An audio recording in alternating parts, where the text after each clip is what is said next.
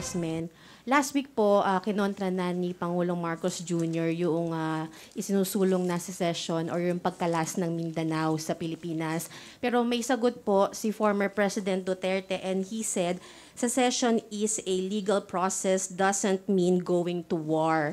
Kung kayo po yung tatanungin, ano po yung position nyo dito and do you think po appropriate for the government to pursue charges po versus former President Duterte and former House Speaker Pantaleon Alvarez na nagsusulong din po nitong secession? Thank you po. Anybody, sir?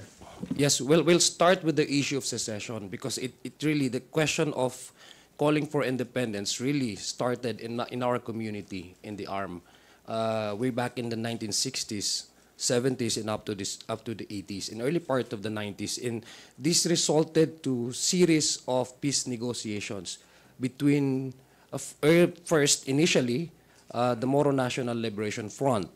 And following that, after the 1996 peace agreement, which was signed between the government of the Philippines and the MNLF, the MILF also had its own separate peace negotiation with the government of the Philippines. It started in 1997 during President Ramos's time when he declared a general cessation of hostilities in order to give way for the negotiations with the MILF. Now, we have already the BARM, and we had the ARMM, and we have the Bangsamoro Autonomous Region. I'm saying this because insofar as the call for secession is concerned, I think the Muslim community, minority Muslims in Mindanao, have the moral ascendancy to call for secession in the first place. And this is due to, and I think this has already been accepted by the government, even in the previous administration, when former PRRD said that it's time to correct the injustices committed against the Moro people. So we have that ascendancy, the moral ascendancy, to speak about and call for independence. But if you ask us, that issue is already settled. And there is no clamor for us to pursue independence. In fact, we altogether abandoned the call for independence, and we have settled for genuine autonomy because there's no way to move forward than to embrace national polity, join the mainstream Filipino society in order to progress not only the Philippines but to ultimately ourselves. For the past several years, when the call for secession is very, very hot, and the revolutionary movements were very active on the ground, there were no progress that we have seen in our areas. And this is precisely the reason why we have decided, and our elders have decided, that it's not fair to inherit the problem, pass on the problem to the next generation. I am the second generation of Muslim minority in the country who have seen the brunt of war. I've seen it. I know the smell of a decomposing body. So I know the sound of a gun. So kami po yung unang-unang magsasabing tapos na po yan because we want to move forward. Now, yes, it may be true that this is a democratic country. Anybody can say their piece. If you are dissatisfied or frustrated with your government, you can say whatever you want. But secession has a legal terminology. It is not loosely used by any ordinary people. When you call for a secession, and the national government is very clear, I don't think the national government, especially the security sector, would just hand independence to us on a silver platter.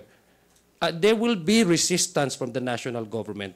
And our law enforcement agencies, the security sector, particularly our armed forces, have sworn to protect the integrity and the sovereignty of our country, including our territory. So whatever threatens, whoever threatens that, the territory and the sovereignty of our country, our military, our armed forces, have the mandate and, in fact, the obligation and the responsibility to protect that. That's why President Marcos came out saying he will never surrender even an inch of our territory in the country. So I guess our leaders in Mindanao should be more circumspect because they have the chance to really improve the lives of the people. And we've seen the fruit of the peace process, and allow that to really have its own way of really bringing a progress in Mindanao. When you talk about Mindanao, Mindanao is composed of 33 provinces and many cities. If you discuss to me improvement, or those who have not been receiving equal share from the national government, it's mostly the Muslim communities.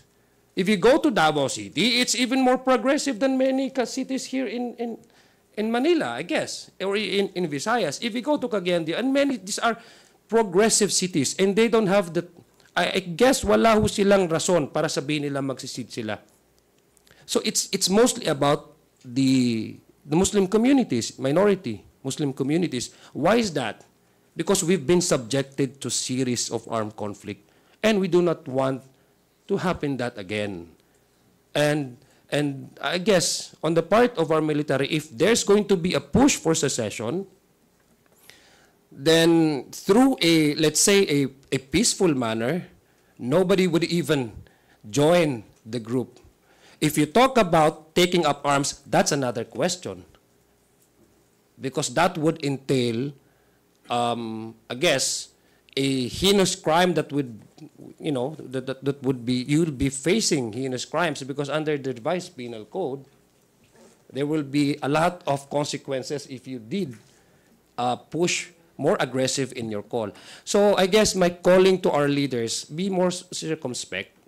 If we should not use independence or the issue on secession of Mindanao as a political slogan.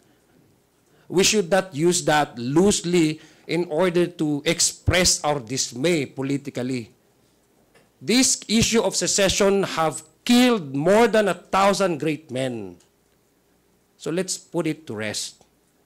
We want to join the Philippines. We embrace unity. And let's support this administration call for unity. Wag mo natin gamitin ito na political slogan or tirahin because we are frustrated personally, either politically, sa nakaupong mga leader. Wag po. Kasi it adds insult to the memories of those who are fallen. And those, our troops who have sacrificed their lives in order to protect the Philippines, at the least that we can do is to honor their memories and keep this country intact.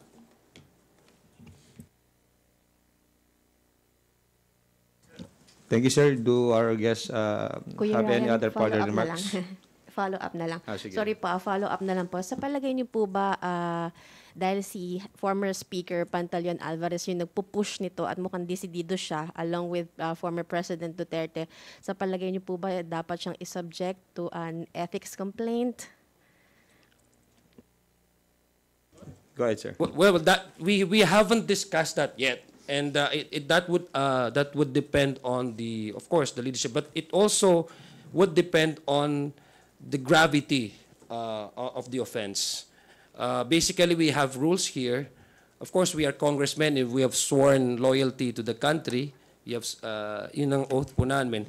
But that would depend on how the House of Representatives would see that. But I would advise, I do not want to presume, more knowledgeable. Kasi malayo po, in terms of experience, he has been here for, he's been serving the House of Representatives. He was a former speaker. He should know better than us. So I guess it's not really but maybe an appeal as a first termer. Because we also follow the footsteps of our veteran legislators. They inspire us. And unfortunately, that kind of call does not do any good to anyone, especially us, the neophytes of the House of Representatives. I don't know. That would depend on how things will move forward. Thank you. Excuse me, Kong, no? Sa opinion ko, no, this is an issue of respect, no? Yung respeto. Hindi naman po pwede na may ayaw ka tapos ang gusto mo paghiwalay na yung bansa, no? with all due respect, no, nung panahon ni Presidente Duterte, meron din naman mga opinion na hindi naman sang-ayon ng mga tao, pero hindi naman dumating sa punto na tumatawag tayo ng paghihiwalay, no, ng mga iba't ibang parte ng ating bansa. So sana respetuhin din natin ang administration ni Pangulong Marcos, no, at magkaisa na lang tayo at para hindi na tayo nagkakagulo-gulo. At lalong-lalo na ang Mindanao ngayon is paunlad na, no? Umuunlad ang Mindanao. At talagang tinututukan ng ating presidente yung mga problema sa Mindanao, no? So talagang nakikita natin yung pagbabago ngayon sa Mindanao ngayong panahon na ito. So sana itigil na nila yung panawagan, no, tungkol sa paghihiwalay, no, ng Mindanao. Thank you.